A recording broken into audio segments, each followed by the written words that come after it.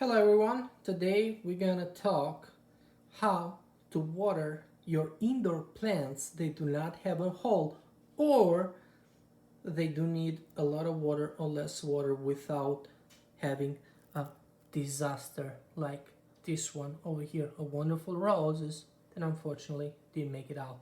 So how do you get this result? How do you get this result?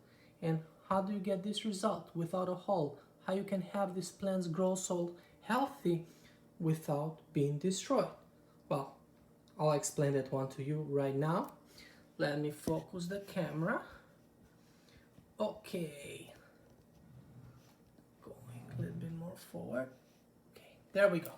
So it's very easy. It's not as hard as it seems. So to avoid any disasters like this one, right? And you may ask, what the heck happened? Yes, the plant had plenty of water. Yes, I used some fertilizer, but still was not able to make it through. And you can read the instruction, like it tell you the light, the watering, etc., etc. But you still think, oh my gosh, why my plant? I just bought it, I just gave it to me, got lost like this one. Well, let's go back. I'll show you 3 tricks or 3 things that you don't get in consideration. So when you buy a plant at the store that like this one, right, doesn't have any hole, as you see over here, this one doesn't have any hole, right? But the basil is growing very nicely. Now you get something like this one, right?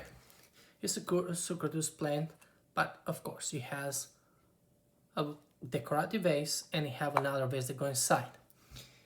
And it's the same case with this one. This is just decorative. You have that one in decorative, and that's it has the pod. So why 4? Well, there are 3 components that sometimes we don't keep in mind, right? Certain flowers like a certain temperature, where when it's winter, like my case, the temperatures outside have been about 1 to even -7 degrees. So the air conditioner is working a lot. What it does, it generates a lot of heat and the humidity in the house is really low. So of course the sunlight haven't been the best due to the snowing, the weather. So the plants go under stress. So I'll go under 3. 1 is the light, 2 is the temperature, 3rd is humidity. Now, if you follow the instructions, tell you X amount of water every 3-4 days, etc. But the plant still died. And you're asking like, what the heck did I do wrong? Well, actually, I didn't do anything wrong. The only problem is that, yes, the instruction may say, but those are for a certain temperature. Most likely, these plants are good about 67, 65 degrees. And then you make sure you water them every week, so everything will be perfect, right? They have at least 6 hours sunlight, etc. But how you can avoid that one? Very simple. I see this one, this is the basil, and actually I just water it. And I got my other plant over here. Let me put it back. Okay, so 2 are different plants. Basil needs a lot of water, and this other one doesn't need a lot of water. But how do you adjust, right? It's very simple. First of all, you measure the water you pour, okay? Second, you see the heat that you are in house. So now, right now, temperature in the house is about 78 degrees. It's a lot, right? My wife loves it, it's really hot. So the air is really dry, and I don't have a humidifier. So how you make sure to water the plants when they need it most? Well, if you like to bake, when you bake something, you get the tip of the knife or you get a toothpaste. You make sure that your pie is properly baked. So what you do, you sunk the toothpaste or tip of the knife and you see the humidity.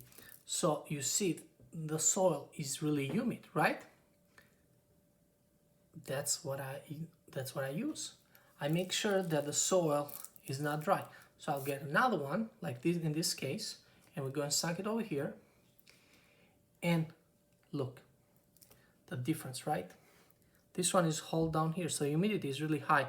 On this one, only the top, so the soil is really dry. Therefore, I need to add water. So I make sure I water it a little bit at a time. Yes, this one has a hole, but what's happened, the tray is so small, so it's kind of the same effect. I can drop as more as I can. So just water it a little bit. Or when you plant things like this one I do at home, about 1 inch down, 1 inch on the bottom, like over here, I'll fill it with rocks and then soil and then the plant. So when I water it, the water will deposit in the bottom and we have a cushion, so the plant will be able to get the water, to get the air, so can generate the nutrition that she needs to grow up. So again, very easy, right? 3 tips out of this video. First, make sure that the temperature is adjustable for the plants. Check the humidity of the air. If the air is really dry, even is a cactus, and temperature is very dry, you make sure you dump water, because they get the water from the air and the air doesn't have any, they'll be in trouble, right? The third, the most important, is the sunlight. So just make sure always get them in the right amount of sunlight, because if they have sun, the plant's gonna grow, the roots gonna suck water, and the cycle gonna go on the regular basis. So the plants are like us, they get distracted, they can distress it from the environment. So just make sure you got the right environment for them. If you like this video, please subscribe. If you have any question, drop a line down there. I'll be more than happy to reply back. But I love plants, I love to grow at home, and during the winter I don't have the opportunity to do outside, so I try to do the best out of it inside. Thank you for watching and have a wonderful day.